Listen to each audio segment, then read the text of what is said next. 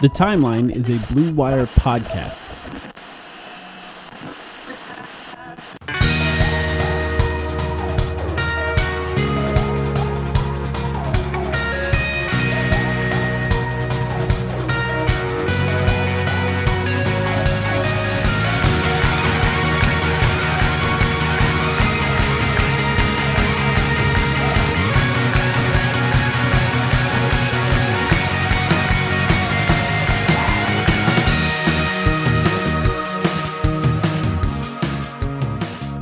Welcome to the Timeline of Phoenix Suns podcast. My name is Mike, here with Sam. Sam, the season is over.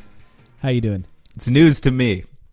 I'm just finding out now. No, I'm pretty good. Hopefully people aren't too disappointed that we were not there for them a couple nights ago with an instant reaction podcast. But I think most people understand. We announced it on Twitter. For those of us who don't follow on Twitter, you may be just seeing a new podcast in your feed now. We needed a couple days, which I think is fair. I think that's a fair ask. After, like, last year, we did one the day after the Mavs game, from my memory. And I remember people just saying, like, I don't want it. Like, people were just like, not now. And, I thought that would be the case this year, but surprisingly, it's definitely a different reaction. I think people are, maybe even since the Kevin Durant trade went down, people have been sort of looking forward to the offseason. Whether it be positively or just mentally, they're already thinking about it a lot. Whereas you and I have done, I think, a relatively good job of trying to avoid having off-season conversations until the season has ended, just because it doesn't make sense to have those conversations before it's over. Right. I mean, we certainly had a lot of those. Yeah, I guess they wanted it as soon as possible. I don't know. My instant reaction was, Jesus fuck, they did it again? Like, can't you just lose like a normal team? I mean, couldn't they have just lost by, just lose by 10 points? Just lose by 10 points like a normal team. Well, they did save us all of the embarrassment. No, I know who they started. They started Landry Shamet, Jock Landale campaign. I mean, and we watched it willingly. I turned it off at a certain point. Jock Landale had a great series. I'm not afraid to admit He did a good job. It surprisingly was still a positive and plus minus, by the way, in that game. Did you see that at the end of the game? and was solidly a plus minus on the entire series. I don't know. We're going to go through the whole roster in a bit. Maybe his name will come up again. But yeah, I don't know. I guess people are ready because it doesn't, ultimately, last year felt depressing because it felt like we had invested so much into this core and internal development, this concept, that we just weren't sure if we could push any further returns, if we could squeeze anything else out of that group. And this year, we've got Kevin Durant. We've got Devin Booker. That's obviously the core.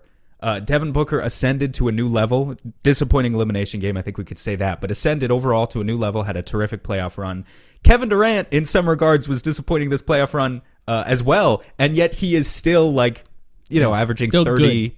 37 and 7 on the playoffs or whatever it was. Better than any player, better than any internal development player could have played. Right. Was Kevin Durant still, yeah. So look. I would say he was good. He was good.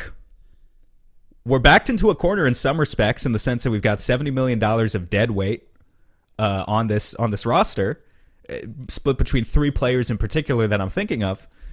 And we've got a lot of work to do, but it's kind of exciting in the sense that there's this new challenge ahead, and you've got the stars already. It's just about surrounding them with the right role players, and that's a lot easier than the opposite process, which is kind of where we were at last year, thinking to ourselves, how the hell are we going to get a second star on this team? We've got 2 stars. Now we've got the rest of the work to do. Durant and Booker were the second duo in NBA history to each score 25 points in every game of a best-of-7 series. The last one was Elgin Baylor and Jerry West in 1968. They did their job. The Suns should be able to win when they have 2 players capable of doing that if they're able to build a proper team. The reality of this Suns team, and we tried it, I personally tried to avoid framing the conversation in this way before any of the games started because you just never know what happens once the games actually start, so I didn't want to predict anything. But the reality of this team is they made a massive mid-season, an unprecedented mid-season trade for a star in Kevin Durant and didn't have the opportunity to rebuild that team around their 2 star players And they still made it to the second round, maybe with a little bit of luck added in, for sure, in the first round.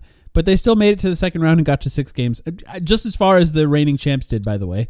The Warriors, who just got eliminated in 6 games as well. We have a lot of issues to address as well. Yeah. Yeah, and look, it's going to be... This offseason is going to be complicated. It's going to be complex, and we're going to talk about it. But at the end there, at the beginning of Game 6, we're starting Jock Landale, campaign, Landry Shamet, Devin Booker, and Kevin Durant still playing, obviously. Both of them were okay. Like you said, Devin Booker clearly not right after whatever happened with his foot and didn't play very well. But I'm looking at these 2 teams in the Denver Nuggets who've had the opportunity to retool around their main core basically 3 years in a row now. And I'm thinking, how many of these Nuggets players would be the 3rd best player on this Suns team right now? And I think I decided on 6 players on the Nuggets that would have been the Suns' 3rd best player. That's how many more players they had that were actual rotation pieces than the Suns at the end there. I mean, because DeAndre Ayton and Chris Paul were out. That was a big part of it. But you have Aaron Gordon, you have Jamal Murray, who probably, both of those guys probably would have still been the 3rd best player on the Suns, even if Chris Paul and DeAndre Ayton were healthy for the entirety of that time. And then you have Bruce Brown, you have Michael Porter Jr., you have Jeff Green even? Like, part of me was like, would Jeff Green be the 3rd best? No. So, okay, well, who's better than Jeff Green? That is a step too far. Are you talking Jock Landale's better than Jeff Green, or who are we talking about? Landry Shamet, Josh Okogie? I mean, Torrey Craig had a hell of a first-round series. They just stopped playing him. We're not going with Jeff Green. That's a step too far. But I'll give you Michael Porter Jr., I'll give you, who else did you say? I'll give you Bruce Brown. Jamal Murray, Aaron Gordon. Yeah, those 2 are Bruce obvious. Brown. Bruce Brown was had a like, great, Game 6. So Bruce Brown might have been the 3rd best player on the Suns, even if Durant and Chris Paul were playing in that final game. That's just kind of where we're at. So they had a lot of holes, a lot of flaws. But here's what I want to do. I want to just kind of, this season, like, we're all kind of looking at it through the lens of what just happened. And I think this was something that happened last season, where all of the offseason for so many fans was filtered through the disaster that was Game 7. And I understand why, because it was, in some ways, as a sports fan, as traumatic of a game that could happen for fandom. I don't want to do that this year. I want to have the right perspective of what just happened in the season we just watched, and think about the season going forward. So what I did is I tried to write down all of the biggest moments of the last year. So the last 12 months, last calendar year for the Suns. I'm going to read some things now. I'm not going to start it. Well, I guess I will. We'll start it with Game 7. There was the Game 7 that happened last year. But then we went into the offseason. The Suns almost traded for Durant. Almost, right? We had, how many podcasts did you and I do about Kevin Durant in that time? Probably 9? Yeah, I was gonna say probably in the middle of the summer there were like 7 or 8 in a row where if the main topic wasn't Durant, there was like a Durant conversation forcefully wedged in there somewhere. DeAndre Ayton signed a contract offer with the Indiana Pacers. That was less than a year ago. The Suns matched that max contract. DeAndre Ayton returned to the Suns. No Kevin Durant trade at that point. It was basically dead.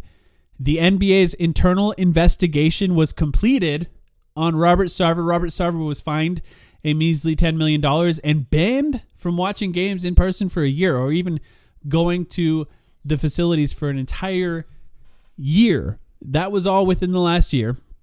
Prominent NBA figures came out saying the punishment was not enough on Robert Sarver by the NBA, most notably LeBron and Chris Paul. And then Robert Sarver announced he was selling. This was all just last offseason alone. The Suns didn't do much as far as moves. You know, it was like Damian Lee and Josh Okogie.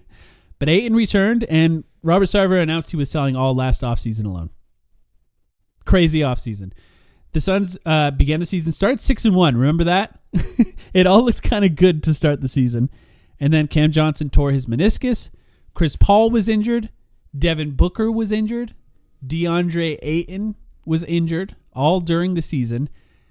And then we all Googled Matt Ishbia because he was announced as the future owner of the Suns at that point. And during that time where all the players were injured, you and I did a podcast about Wembanyama. That's how dark it got in the middle of the season. You remember that, right? I don't remember how much we said about Wemby on the pod, I do remember that I started taking Tankathon screenshots and posting them on Twitter. So like, yeah, That was this season. A lot happened. Keep going. Matt Ishbia bought the Suns. Yep. That was the next thing that happened. And he did it right before the trade deadline. Like, we knew about a month and a half before the trade deadline that he was going to purchase the Suns. But it didn't go through until the day before the trade deadline. And then we traded everyone for Kevin Durant. Kevin Durant joined the Suns. It all looked really fun. And then he had a freak injury where he rolled his ankle going up for a layup. Ended up only playing 8 games in the regular season. Then the playoffs began. The Suns lost in the second round. Kevin Durant ended up playing more games with the Suns in the playoffs than he played in the regular season. And now here we are. That was all in the last year. I mean, it was, in some ways, it was like 4 seasons in one. You missed. With the most important thing potentially happening in that Robert Sarver sold the Phoenix Suns to Matt Ishbia in this last year. Long term, that's definitely the most important. You missed such a huge catalyst of an event in all of that, though. What's that? The Phoenix Suns losing to the Adelaide 36ers in game 1 of the preseason. That was a big moment. Was the bad omen that at that point we knew, if you truly knew, you knew the season was over right then and there. Should have started the Australian at that point for the rest of the season. The big part that's missing too is an incredibly disappointing DeAndre Ayton season, where I think you can make the case that he didn't improve in a single way in the first year that he played under his max contract, and that, I think, it started with that DeAndre Ayton max, and it's ending right now. We are going through a news cycle that started as soon as the Suns lost, with a Tim McMahon article saying that, Monty Williams has been disappointed with DeAndre Ayton this whole time, and that the Suns players share that frustration, and that they're planning on trading DeAndre Ayton in this offseason, or at least aggressively pursuing a trade. There's also been a report, I believe it was Eric Pincus, that the Suns were planning on pursuing a trade for Chris Paul, and we're at a point now after the season ended where you kind of have to reevaluate every single part of this organization, because 1, there's a brand new owner, and two massive flameouts in a row in the NBA playoffs, one against the Dallas Mavericks, and then, of course, against the Denver Nuggets this year. Embarrassing ends to the playoffs. And then, what do we do from here, I think, is the question that we're going to have to address. Yeah, it's just based on the way that it ended and the sheer horrific optics of the way that it ended 2 years in a row. Matt Ishbia being the new owner now, I've heard you put it this way before, that he has the permission slip to fire everyone. And in fact, the Suns are already cleaning house with... I forget who report. Was this a Woj report yesterday? No, it was Chris Haynes. Was it Chris Haynes? That they already let go of a front office executive and 2 scouts yesterday. But nobody, I think we all agree Devin Booker and Kevin Durant are good basketball players and that you should build around them. Beyond that, at multiple levels of the organization, absolutely nobody is safe. Absolutely nobody is safe. And so we could break it down one by one. At the very top, do you want to start here? Yeah, that's a good place to start. Let's just start at the very top. James Jones, I think, is safe, most likely. But it's not a guarantee. That certainly wasn't Ishbia's hire. And if Ishbia really wanted to force someone else into that role to lead the organization going forward, he could. And he could use basically the Game 6 as an excuse for it. Look, if you believe the reporting on the Kevin Durant trade, it essentially was James Jones was trying to trade DeAndre and Cam Johnson and picks for Kevin Durant, and the Nets said, we'll do it if you give us every pick with Mikal Bridges, Cam Johnson, and then eventually asked for Jay Crowder as well. And the reason James Jones did not want to trade that for Kevin Durant is likely because he didn't believe the Suns had enough to win after that. And that Matt Ishbia showed up and said, do it anyway. And swung his balls around and said, let's do it anyway. Which, to be honest, I am still fully supportive of the fact that Matt Ishbia did, because has the long-term view of the team, whereas James Jones wants to win now because his job is on the line. If you also believe that report, then you believe that James Jones was going to turn around instead and trade for John Collins. And let's be honest, what would that have done for this team? Yeah, man. He was awful in the playoffs too. You know? What would that have done? So, I don't know. I think James Jones is probably safe. I think people have a reason to be frustrated with him in some respects. But on the other hand, I think a lot of James Jones's best moves actually have been his kind of minimum contract signings over the past couple of seasons. And as we look at the capacities for improvement, the methods of improvement for the Suns now, they have a few contracts to get off who they can hopefully bring in some new role players. But they're mostly just going to be looking at using an MLE and a lot of minimum contract signings again. It's going to be a lot more of the same. So, look, I'm not mad. I'm not mad. The reality of being a general manager is that a lot of your job is beholden to what the ownership wants. And James Jones did better than any general manager ever had done under Robert Sarver. We have yet to see what he could do with an owner that is not as limiting as what Robert Sarver is. Is James Jones perfect? No. People right now are cursing Landry Shamet's name as we listen to this. He traded a first-round pick for Landry Shamet. He drafted Jalen Smith. Those, I think, were his two biggest misses, not knowing what to do with picks. How much that is impacted by the fact that the Suns supposedly did not have a proper scouting department because they didn't want to pay for one, we don't really know. How much James Jones's job in general was limited by ownership, even all the way down to picking DeAndre Ayton, who I know James Jones was the assistant general manager then, but we don't really know the truth of how that pick was made. He's gone now. It's hard to really do a complete review of who he is. Now, with the limitations as we understand them, I think he did a pretty good job, and I think it would be interesting to see him have an offseason 1 where he has a chance to build around these two stars, and 2 where maybe he's not beholden to building a team that fits around DeAndre Ayton. Because the reality is a lot of this team was built to fit around DeAndre Ayton, whether you realize it or not, as people who are fans of this team. Look, Chris Paul was not a perfect fit with Devin Booker. He was brought to help DeAndre Ayton succeed. Now, whether or not you think that worked is probably dependent on your opinion of what you think DeAndre Ayton can be. But I think it did work, and I think they did a good job maximizing what he could be in the few seasons that they had where they were, peak Chris Paul. So, yeah, I don't know if he's safe. So much of when you talk about Monty or James Jones, it's like, who else is available? Mm-hmm. And with James Jones, Bob Myers could potentially be available.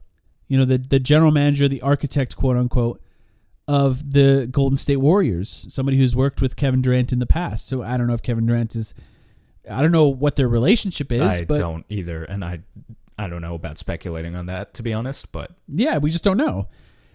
So that could have some impact on what happens with James Jones, but I don't really see a lot of better options available right now, unless Bob Myers and Kevin Durant are very close. Okay. Then maybe you can make the case.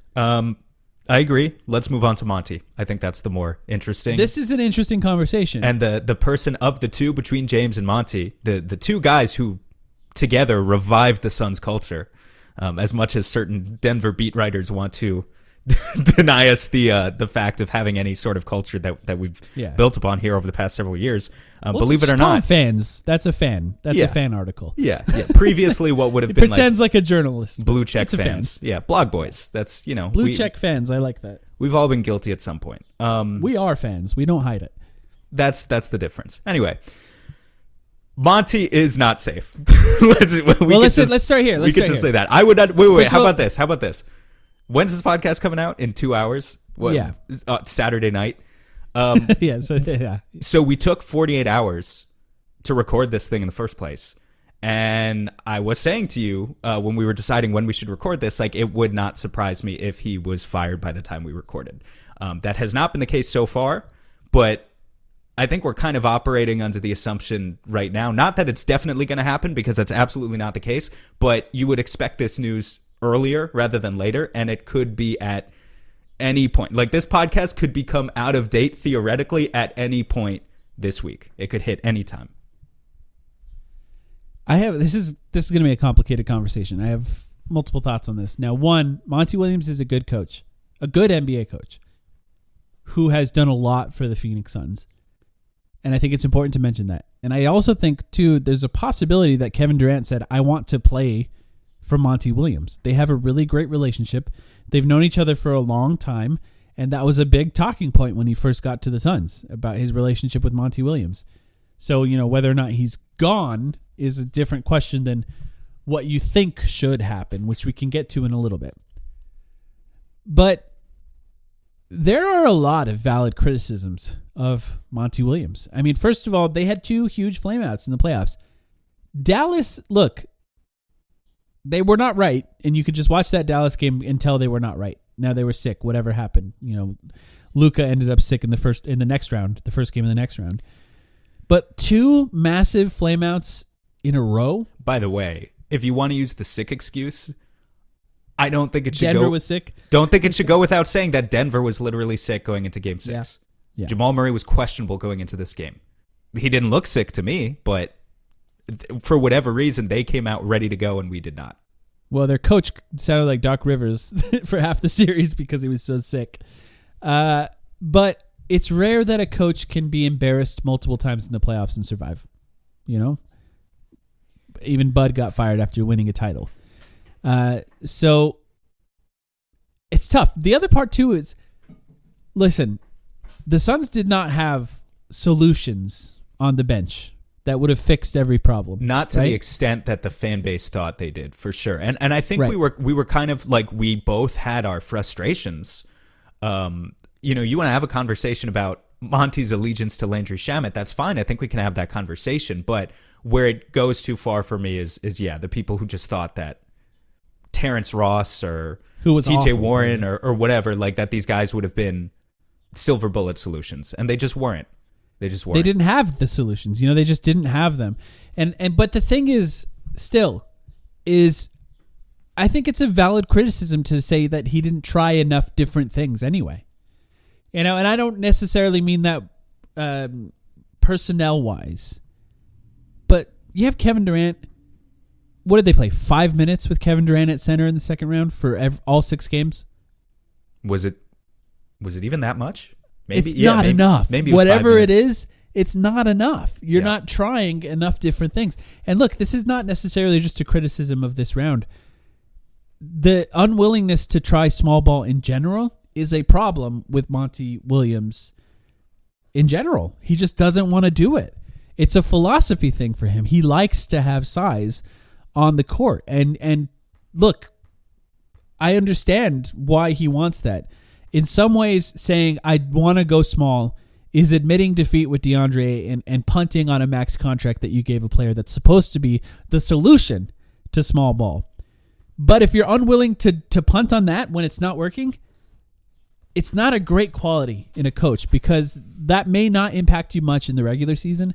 But when you're in the playoffs and other coaches are adjusting to different things, that's when it starts to impact you. That's when the rigidity that he has had so far can impact him. And, not willing to go small when you have maybe the best small ball center that you could potentially play with in the NBA, it's kind of a weird decision to make, I guess. So there's some valid criticisms here with him. I was disappointed in that decision too. We certainly talked about it enough throughout the series in our post-game pods. Can I play devil's advocate real quick, though? Yeah, of course. I mean, I know I was asking for, but I wasn't really. I knew you were going to let me. Offensive, or I was just going to start talking anyway. Like I don't care what you said. It was rhetorical. Never mind. I take it back. I don't want you to do it. 117 offensive rating for the Suns. That ranks 4th out of the 16 teams. Yeah. Defensive rating 119.4, because obviously, look, they lost the second round. That means overall they're going to have a negative net rating. Monty might tell you himself we didn't feel that offense was the problem. And that's kind of bullshit, because obviously there were issues to the offensive flow. But overall, was offense really the problem for the Suns in this year's playoffs? Right. Or was it defense? To which the question is, was small ball ever really the answer? Or is that just kind of like the analytical, like that? Yes, it's nice for the NBA Twitter nerds and the blog boys like us and whatever. Everyone likes to go small. Makes you feel better. You switch out everything, whatever. It's unique. But was it really gonna aid this team in its chances to win a title? Or did so much just revolve around DeAndre Ayton's particular failings as a defender? And not just him. I mean, there were a lot of failings from the team defensively. But ultimately, if your max contract center can't hold up the scheme, then a lot is going to crumble around him. And that's kind of just what we saw in both rounds of the playoffs. Look, and they didn't have the personnel for a perfect small ball 5, but they didn't have a personnel for a perfect regular 5 either. It's true. So I think the criticism really, in a lot of ways, comes from the perspective of you didn't try enough different things. And like, I try not to go overboard with you should have tried this flawed player over this other flawed player. Because like it usually doesn't make a massive difference. But I think schematically, when you're trying different things, like if you go to a small ball 5 and then you just try to trap Jokic every time he has the ball and then run back as quickly as possible because you don't have a lumbering center out there that can't get back, maybe that would have made a difference. Maybe that could have won the end of game 2, for example, and made that difference that it could have taken to actually win. But maybe not. I don't know. Like, Jokic had, 50 points in that game anyway? Yeah, he did. So, like, I don't know. Maybe you got to try something different at a certain point if you're going to lose. And, look, it's tough because, you take away Chris Paul and DeAndre and you don't have much anyway, but even with them, you still don't have much. You have 4 NBA players or that should play in the playoffs and a bunch of players that really shouldn't unless they have the perfect situation. You have a lot more talent in a vacuum among those 4 than an actual cohesive puzzle that fits together. Because we know what Booker and Durant can do, but the other 2 just don't fit around them, even when they're playing at their best.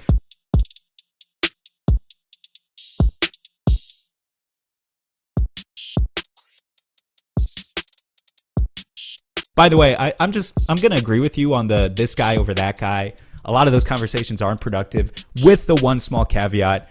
I just want to underline again, Landry Shamet in this year's playoffs, I just have to read out the stats because this was all-time terrible. 4.8 points per game in 18.4 minutes. That's a lot of minutes to be playing in the playoffs. 18.4 minutes per game. Yeah. He did start the one game, but it was only that one start. 51% true shooting, was a below replacement level player according to VORP. Basically, he hurt the team, according to every stat. He was out there. He hurt the team. Let's see. His per 36 would have been 9.4 points per 36 minutes was his rate of productivity. So, like, most of the time, yes, it doesn't make a huge difference. However, we did literally see in games 3 and 4 against the Denver series, once they kind of pivoted a little bit more towards Ross and TJ, that did help to some extent. I don't think ultimately it would have been the difference in the series, but just one more reason to say that Landry Shamet sucks and he needs to get out of here too. I think there's a reason why the Nuggets started scoring so much in transition once they switched over to Ross and TJ. That's fine. Ross's transition defense sucked, no doubt. Yeah, but awful. Landry Shamet is one of the worst offensive playoff performers to still earn this many minutes ever. I just don't think that's an exaggeration to say that. Do you know who had the worst defensive rating players like on the court in the playoffs for the Suns? Are you going to tell me it's Ross? Josh Okogie. Oh wow, yeah, no, it was a complete flip from the regular season where he had the best. He had a tough time, and then and look, so like I understand how frustrating it was to watch Landry Shamet. Everyone's right. You put Josh Okogie in those minutes, the Suns are getting killed too. There's just no great solution. Like, Ross can't defend. The cross matches get screwed up. He's not good at switching. He's not good at recovery. Maybe he'll score a few more threes, but it's not going to go well. Landry Shamet, one of the most frustrating players I've ever watched in the history of the NBA. But, it's not perfect either. Like, all of the solutions were bad. And in some ways, this is an indictment on James Jones, but I just think the context always matters. Let's switch back. Let's just switch back to Monty. Yeah, I don't think so either. But Like, I understand if you think that. Like, I can't completely argue against it. Monty, though, the conversation we had about James Jones was, if you fire him, who's available? And I think there's partially for Monty, you have to have that same conversation. These guys are not guys that were hired by Matt Ishbia. So, like, that matters. He might want his own guys in here. Who's available? Nick Nurse is available. Okay, we'll start there. I don't like Nick Nurse. Do I think he's a smart coach? I think he's a really smart coach. I'm just going to completely empty the clip on everything I know about the Toronto Raptors. And this was not stuff I found out when asking about Nick Nurse at the end here. It was all stuff I found out when asking about Pascal Siakam before the trade deadline. And that is that towards the end, Pascal Siakam would not even speak to Nick Nurse. And before the season even began, and previous to that, they actually hired, believe it or not, Earl Watson as a go-between between Nick Nurse and Siakam. And the idea of Earl Watson is that he would be the one that Nick Nurse would speak to, and that Earl Watson would then deliver that message to Siakam because of just the amount that they hated their coach. And it was not just a Siakam thing. A lot of the players on the Raptors did not get along with Nick Nurse at the end. I think he's one of the smartest coaches as far as strategic changes in the playoffs that I've seen just in the NBA in the last few years. He's tried a lot of really interesting things. He demonstrated that. You can't do that when you have Kevin Durant. Like, Kevin Durant is a fickle personality, guys. We have not yet seen this because we haven't had him very long, but you have to have Kevin Durant in the right scenario. You can't put him in a scenario where people are going to piss him off because he has too much control over his own future, and we can just lose him. Can we just be honest? So what you're saying is that Kevin Durant is sensitive. Yes. And you need to cater to his ego. And that's fine. Like, it's fine to admit that. It's fine to say that. He's a star player. A lot of them are, believe it or not. I know. I just want to call it like it is when we talk about like what you're saying there. I think Book would maybe mesh better with a Nick Nurse type. Yeah, Book is a psycho. I don't necessarily think he has Did that you see ego. Did you see the clip of Devin Booker yelling at DeAndre and that somebody posted, like, a fan video that somebody posted today, I think? Was that someone posted today? No, I saw this like lip sync video from there was a new one that I think was bullshit. It was somebody sitting directly behind the bench, and he looked so mad at DeAndre, and it was insane. It was crazy. But anyway, you might be right. But yeah, Durant is more of the fear there, I think. Do I think Nick Nurse is a smarter coach as far as strategy-wise than Monty in the playoffs? I do. Yeah, I actually do think that. And he won a title with a team that could be as good as the Suns next year. You know, that's the kind of team they could put together. But I don't know that they actually would win with him. That's the thing, is because I think personalities are the most underrated thing by fans when it comes to NBA coach, or like the way we think about NBA coaches. Because the reality is, it's a millionaire telling people who make more than them what to do. That's what the NBA coach job is. You know, it's Monty Williams, who's worth like $25 million, telling Kevin Durant, who's worth like $400 million, what to do. And that's a tough position to be in. You have to have their respect for that to matter. And I just don't think Nick Nurse is the right guy for the job. Monty has that respect because he's fostered the relationship previously through. He literally worked with KD in OKC. And he worked with Chris Paul. So he knows all of those guys previously. I don't know. You would think Nick Nurse would earn that respect by virtue of having the championship ring, which is something these other guys don't necessarily bring to the table. The next candidate that maybe we should talk about also has that championship ring, though. I don't think he's any better. I think he's even worse than Nick Nurse, and that is Mike Budenholzer. Yeah, who is also available. Yeah, you know, it's they're pretty similar. You know, well, no, I don't think they are, because from a pure X's and O's standpoint of a talk of adjustments and whatever, I trust Nick Nurse 1,000 times more than I trust Mike Budenholzer, who it was the same story with Coach Bud in Milwaukee every single year of trying to run them into a wall, and for a while not quite getting over the hump, and then obviously, what year did they win the championship? Well, I can't even remember. 2021 happens, yeah, and they narrowly get out of that series against KD and the Nets. And they go on to beat us with Giannis. The one thing I'll say is spamming his go-to move and getting 25 free throw attempts per game. So you got Bud on the Suns. The Suns are shooting 35 plus 3-pointers every game now, at the very least. That's most coaches, though. That's change. That's not a unique to Coach Bud thing.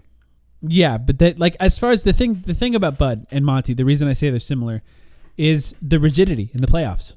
You know, the lack of major adjustments being made, the unwillingness to try different and dramatic things, like changing the starting lineup, or, you know, like little things that could make a huge difference, which Monty did, but just other more dramatic schematic changes that somebody like Nurse or Spoelstra or the next guy I want to mention in Ty Lue, who's not currently available, but that's like the kind of guy that if Ty Lue became available, or if Ty Lue, I believe, has 1 year left on his contract, same as Monty Williams, if Ty Lue was willing to leave the Clippers for the Suns, you do that. That's kind of a coach where you would do that. He has a ring too, and he's also one of the most interesting and innovative coaches in the playoffs that I think we've seen. Outside of Spo, and a former player, which doesn't who you get doesn't respect. doesn't hurt with that respect element, right? Budenholzer doesn't have that. Nick Nurse doesn't have that. Do you have any other former head coaches currently on the circuit on your list? Kenny Atkinson. That's the only other guy I have on my list. He is reportedly interested in some of these jobs as well. He's the guy they fired in Brooklyn when Durant got there. Yes, for Jacques Vaughn. Yep. So he led Brooklyn. He led Brooklyn to for Steve Nash first before Jacques Vaughn. Right. He led Brooklyn to a first round playoff loss. Because he took over at a time when they had absolutely nothing and put together a really interesting core. He's a good coach. And did a lot with that core. Yeah. But then, yes, he never developed a relationship with KD because they did not overlap in their time there. And that's all we need to know. If Durant wanted to play for Kenny Atkinson, he would have. Yeah, I don't think he does. We've also got there. Let me just say about Ty Lue real quick. Sure, go ahead. Okay, pipe dream, but go ahead. So I asked people who cover the Clippers, and it does sound like it's not completely off the table that he would leave for a different job. Do you know where Ty Lue lives? No clue. Do you want to hear this? Is psychotic. He lives in Las Vegas, Nevada. He lives in Las Vegas? He lives in Las Vegas. First of all, if you live in Las Vegas, plug your ears. But people who live in Las Vegas are insane. Why would Las Vegas is where you go to visit, have a mediocre time, and then regret going until you forget about how much you regret going, and then you go back again. Living in Las Vegas is psycho behavior. Not going to take that away from Ty Lue. Maybe he has a great time there. But he doesn't live in L.A. And the flight to Las Vegas, from L.A. is about the same as Phoenix to Las Vegas. What does he do during the season then? I have to assume he has an apartment in L.A. or a gambling addiction, no, he has to maintain a place somewhere because he has to go to their practice facility on days off. He must, yeah. I don't know. It's weird. He must. Maybe he stays in a Kawhi Leonard's guest house or something. Maybe. But there were small murmurs, rumblings, reports. Look, I'm emptying the clip on Nick Nurse. I might as well do it on Ty Lue as well. That the front office with the Clippers were not happy about the level to which Ty Lue was willing to go small in the regular season with these crazy, crazy guard lineups, to the point where they traded for a backup center specifically to force him to stop doing it. And then against the Suns, he played 5 guards. And some people who covered the Clippers thought of that as an act of insubordination against the front office from the Clippers because Ty Lue said, "Oh, you don't like me going small? Well, how about this? 5 guards." Which, by the way, you and I liked because they were so backed up against the wall that it was worked. Yes, it kind of worked. Yeah, they almost won that game. It kind of worked, yeah. Yeah.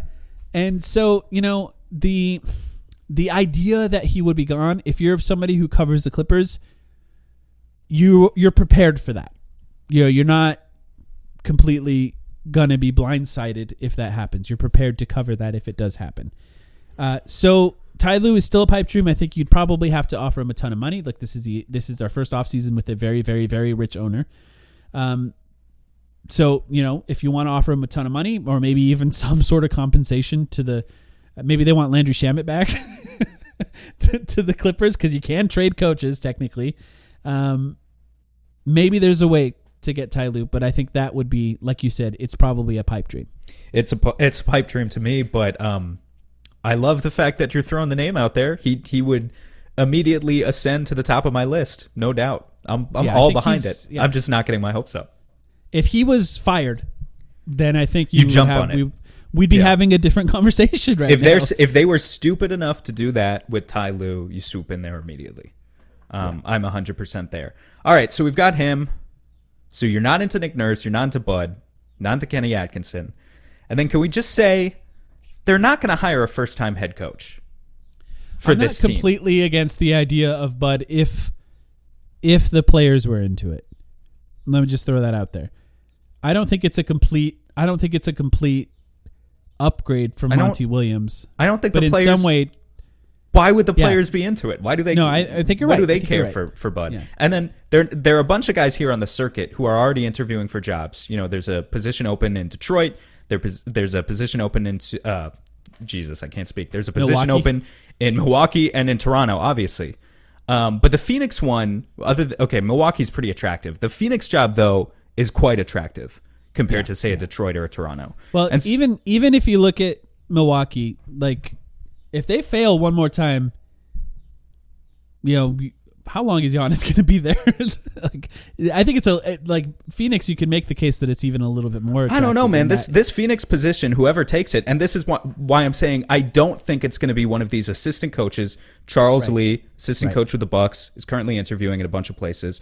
Chris Quinn, assistant coach with the Heat. He's been there a very long time, 10 years now, I think, with Spoelstra. And if you think about it, Spoelstra is still so young, but he's had so much success up to this point. It feels about time that he starts to extend out his coaching tree and kind of get some of his assistants gigs elsewhere.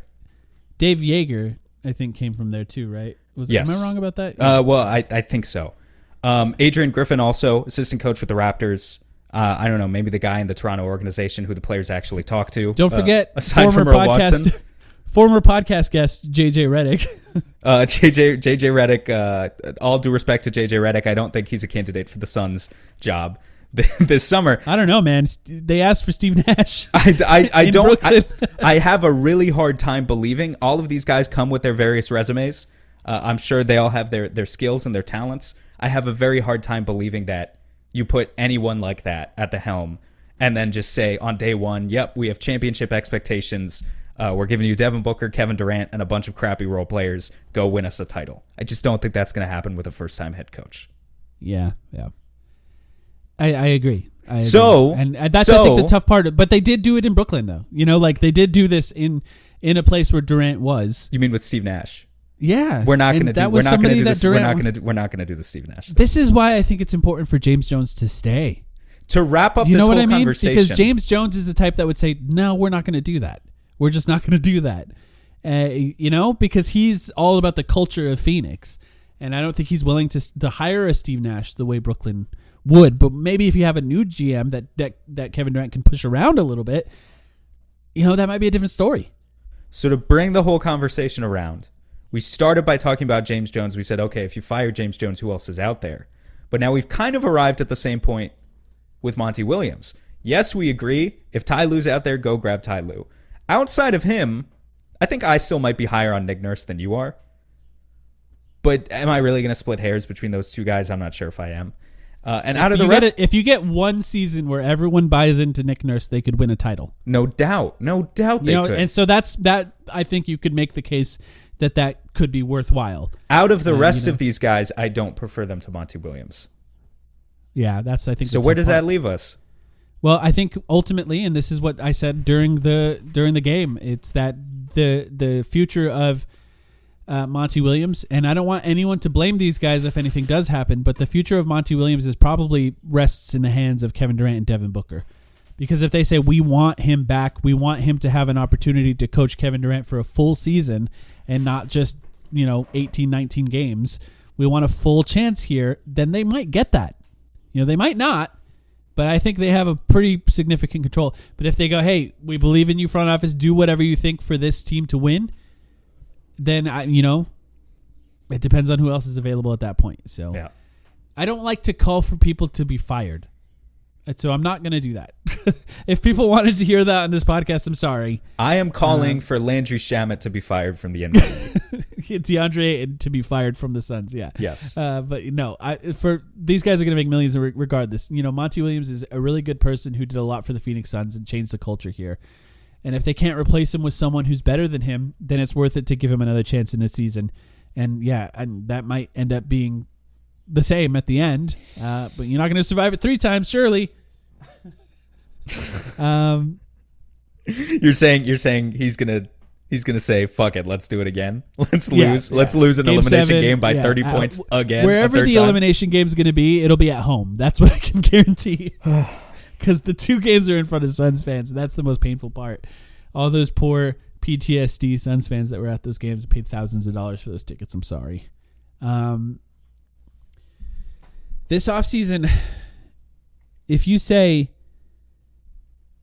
everyone's gone except Kevin Durant and Devin Booker, player-wise, sure.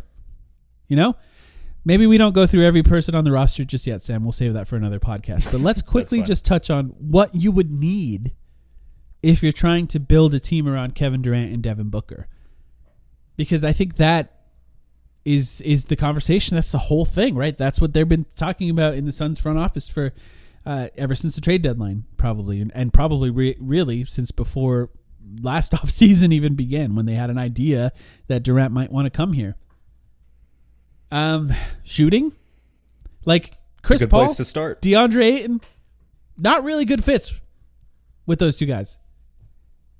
Yeah, you could just start there. Those 2 guys are not really good fits with Kevin Durant and Devin Booker. Neither Chris Paul or DeAndre Ayton. If DeAndre Ayton was like a defensive player of the year level defender or close to it, you could make that case that even though his offense is not a perfect fit with these guys, the defense makes up for it. It's not been there. This is his worst are you defensive season in 2 saying, years. based on the logic there, are you saying that you would trade DeAndre Ayton for Rudy Gobert straight up? This is not, I know we're going to get into all the trade ideas on future pods. I don't think Rudy Gobert is there anymore. Yeah, I don't think he's as good as he used to be. So if you had the opportunity 1 for 1, you wouldn't do that? I would do that. It depends on what else is on the table. I'll bring on. Yeah. I think there's probably better options out there for the record, and I don't think this is going to happen. It's not realistic. I don't think Minnesota cares either. It's just kind of funny to me. Like, I would take on all the hate. I don't care. I would do that. Yeah, I mean, I don't think I would. I just don't like him. I know you don't. You've made that clear for years. Okay, but yeah, to the shooting point. So the Suns finished dead last, 16th out of 16 among all playoff teams in 3-point attempts per game, 25.8 per game. They were a full 4 attempts below the next worst team, which ironically were the Denver Nuggets in terms of 3-point attempt rate. So we didn't even lose to one of the teams that gets up and down the court and like slings off 53-point attempts per game. They we sure didn't shot even more lose than to us, that though. team. And that's precisely the point. They still shot more than us. So that's a problem. In spite of that, the Suns ranked 7th in 3-point percentage, 36% in the playoffs. Obviously helped by the fact that Devin Booker went ballistic and shot like 50%. For the entire playoff run. Kevin Durant is still quite good as well. And some of our role players honestly shot decent percentages. It's just that they're afraid to shoot the ball still. Yeah, that's another part, by the way, about Monty that we didn't talk about when talking about his rigidity. Just they don't shoot enough. Yeah. They don't shoot enough threes. You got to, at some point, join the 21st century here. It's a massive personnel issue, and yeah. So basically everyone you bring in, most players you bring in this offseason, and I think there's still room for players who don't fit that precise mold. I still think there's room for a traditional center who's just a rim runner, just a dunker spot guy, whatever. I still think there's room for wing players or guards who are not shooters, like a Josh Okogie. A non-max center, I just want to say. Yeah, but like, a Josh Okogie type, like a hustle wing who can't actually shoot threes. You want to bring a guy like that back for next season on another minimum contract. Ideally, that's totally if fine. they're that kind of guy, they're ideally 6'7", yeah. for the record, that's and fine. Not 6'4", 6'3". I'm just saying not all 15 guys need to be sharpshooters. That's unrealistic, especially with the mechanisms to improve the roster that are available to us. But we need a hell of a lot more shooters than we currently have. And that's priority number A. Priority number one. You can't have a starting lineup where nobody shoots threes around Kevin Durant and Devin Booker, which is what we had. Now, you can say, well, Chris Paul shot threes, but he's not a three-point shooter. We're talking about point guards that are three-point shooters. Picture Fred VanVleet. I'm not saying the Suns have an opportunity to get him. Look, am I going to try and figure out any way possible that they could? Yeah, I'm definitely going to try, because that's a great example of someone who gets him up. Chris Paul doesn't. You're passing it to him in the corner. He's got a slow shot. He's not going to fire it. He's not going to shoot him off dribble unless the shot clock's winding down. He's going to try to get to the mid-range and make plays for other guys, which is good basketball, but not when your two stars are Kevin Durant and Devin Booker. The fifth guy, I'm not going to put it on a Kogi. I'm not going to put it on Shamit. It's on the Suns at some point to fill that. But even DeAndre Ayton, if the Suns were to build a perfect team around Kevin Durant and Devin Booker, all three guys in the starting lineup around Kevin Durant and Devin Booker would shoot threes and be capable defenders. That would be the ideal scenario. Look, finding a center who can play defense and shoot threes is really hard.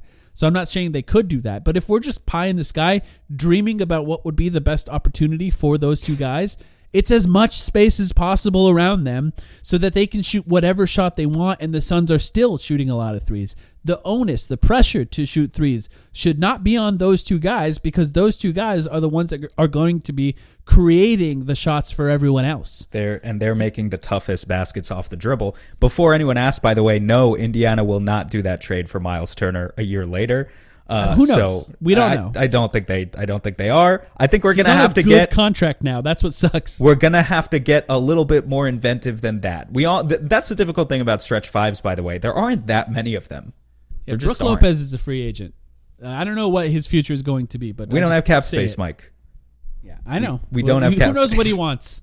Who knows what he wants? If Brook Lopez wants to come here, they could make an MLE. By the way, they could make a full MLE if they wanted to. It would take a lot of maneuvering. But if Brook Lopez wants to come here for a taxpayer mid-level exception where he's getting paid $7 million a year, I would welcome him. I would drive him to his new home from the airport. That would be wonderful. I just, there are certain options that are more realistic than others. I think we're going to have to get a little bit more inventive than Brook Lopez, Miles Turner, the usual candidates for stretch five. We'll get to that on a future pod, though. This pod is just kind of about what are the priorities for the next. Yeah. What are the archetypes for the next iteration of the Suns? We'll get to the exact names later.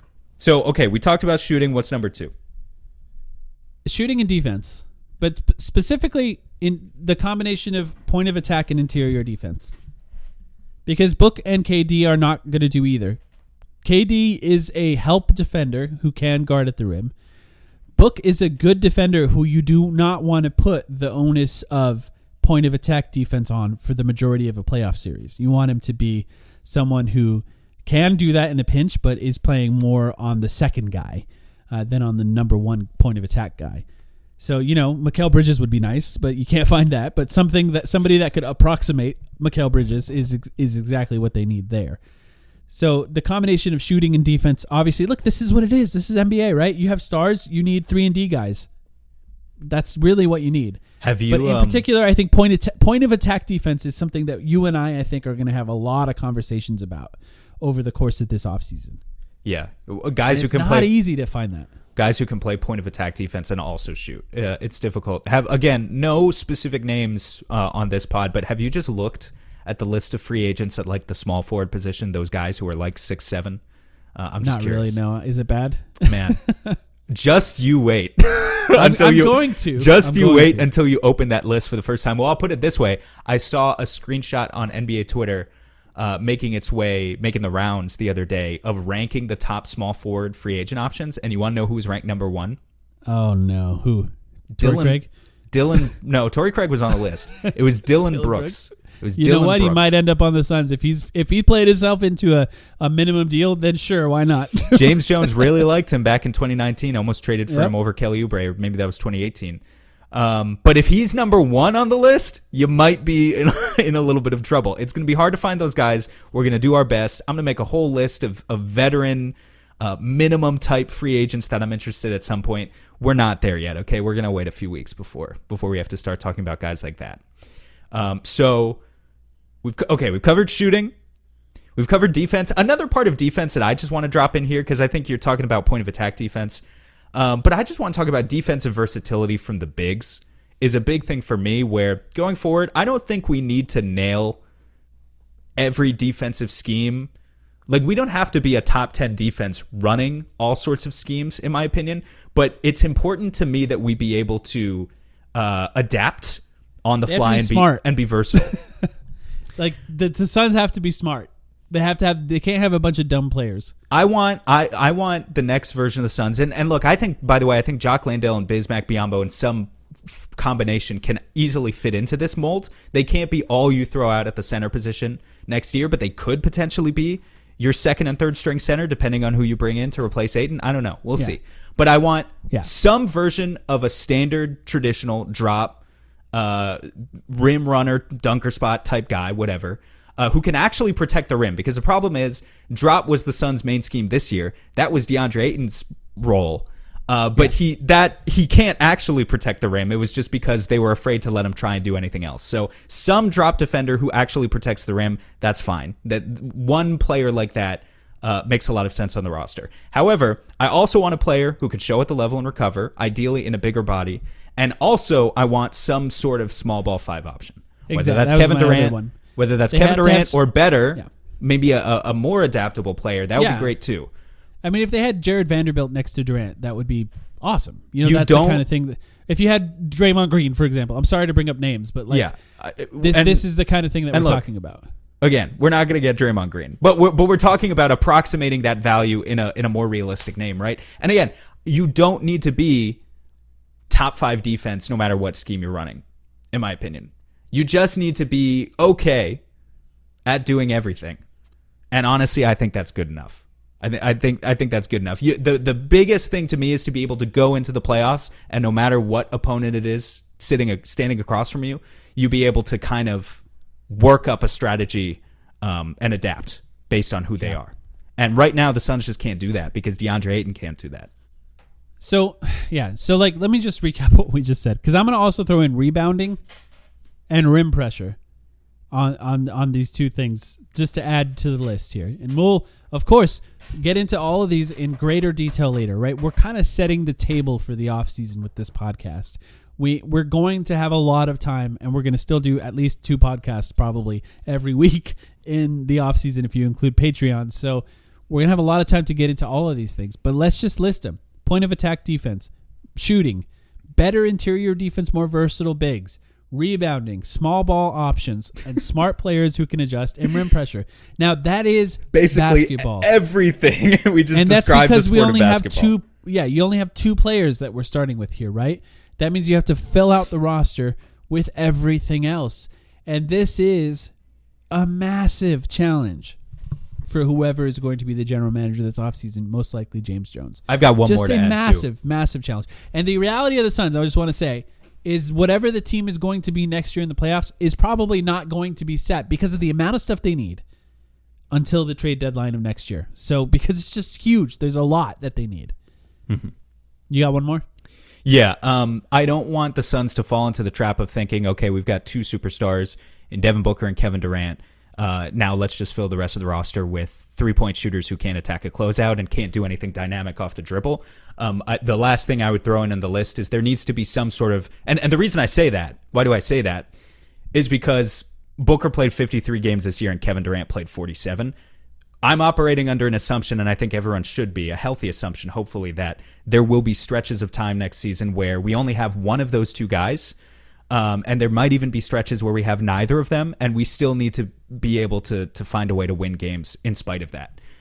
So some sort of stopgap offensive option, guy who takes jumpers off the dribble, whatever. It doesn't necessarily matter what position they're at. You just need a little bit more offensive pop, and a guy who's not afraid to just go out and get buckets. They're going to need that at some point because there are going to be games where Booker is out or KD is out. And if the strategy then just becomes for the other team to trap the one remaining star that the Suns have and no one else on the roster can do anything, then we're not going to win games. So you need to keep that in the back of your mind as well. Lots of needs and not a lot of assets. And this is the next conversation we have to talk about. They traded 4 picks for Kevin Durant and a pick swap.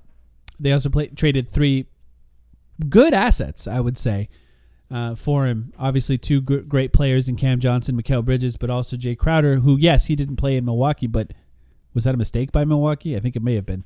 They did get killed in round 1. DeAndre Ayton, Chris Paul, Landry Shamet's salary, Cameron Payne's salary, both sort of expiring. The taxpayer mid-level exception, minimum contracts, the potential to maybe open up an MLE if you're willing to stretch guys like Chris Paul is also on the table. That's not a ton. There's really no first-round picks they can trade at this time. Maybe some pick swaps they could do or a pick swap. But yeah. Yeah, and then like every second round pick that they own. So, that's really it. And it becomes really complicated, right? Your assets really are that maybe people want to play with Kevin Durant and Devin Booker. That's your best asset. And speaking of that, I could just say here, we had this conversation online, Sam, but Russell Westbrook was seen with Rich Kleiman in LA yesterday. Rich Kleiman is Kevin Durant's business manager, agent / like friend, which is interesting just to say. Russell Westbrook might be available as a free agent, maybe even as a minimum player, and would be an excellent backup point guard if he plays like he did in the playoffs for the Suns next year. Would also be a guy who kind of covers what I was just talking about. If you need an extra body to come in there and just take shots and keep your offense honest, yeah, mm-hmm. He can do it. We've seen him do it for the Clippers when Kawhi and Paul George were out, in various respects. So I don't know, something to think about. It is a conundrum. It's a complicated situation that the Suns are going to be in this offseason, but they're going into it with Kevin Durant and Devin Booker. And that's pretty cool. As frustrating as it was to lose to Luka and the Mavs, one of the more frustrating parts about it was returning with the same team. That's what pissed you and I off. Right now, yes, they lost, but they also made a massive, unprecedented midseason trade for Kevin Durant and didn't have any opportunity to adjust around that. Now they're going into the offseason with those two guys signed, the ability to trade DeAndre Ayton, who makes over $30 million. Chris Paul is $30 million on his salary, and maybe get some players that could play next to Kevin Durant and Devin Booker around them and return with a much better team next year. And that's a pretty exciting proposition, and I'm looking forward to covering it. You got anything else to say about this? No, I think we basically covered it. Whip out your trade machines, I guess. Here we fucking go. The summer of rosterbation has begun. So if that's your type of thing, that's going to be a lot of what this content is looking like going forward. That's my type of thing, yeah. We should, if that's what gets you going, get ready. It's going to be a fun ride. I want to say, being that this is our sort of end of the season podcast, that this has been a really fun season to cover the team. It's been a very odd season. We had really a lot of fun on playback watching games with you guys. We obviously did Patreon podcasts the entire season. We introduced a Discord in the off season, had a great time talking to fans in that Discord. And I just want to say thank you to everyone who listens to this podcast every week, that we appreciate all of you. And we're looking forward to the off season and next season. And Sam, I think you did a great job this season. Oh, thank you. I think you did a pretty good job yourself too. Appreciate that. I want to give one last shout out to Al McCoy, who after 51 years will no longer be calling Suns games on the radio. He is a legend, and what he did for the Suns is really unmatched in any way. And it was very cool to listen to him. And even though it was sad to hear, it was very cool to listen to him sort of summarize his career and end it with the Suns. Shout out to Al McCoy. I want to take a minute here before we get into the post-game show. And Tim, you touched on it a moment ago, but I think our listeners know that this is my final broadcast for the Phoenix Suns after 51 amazing years. And I want to say something special to a special group of people. Through the years, I've become friends with so many sightless people.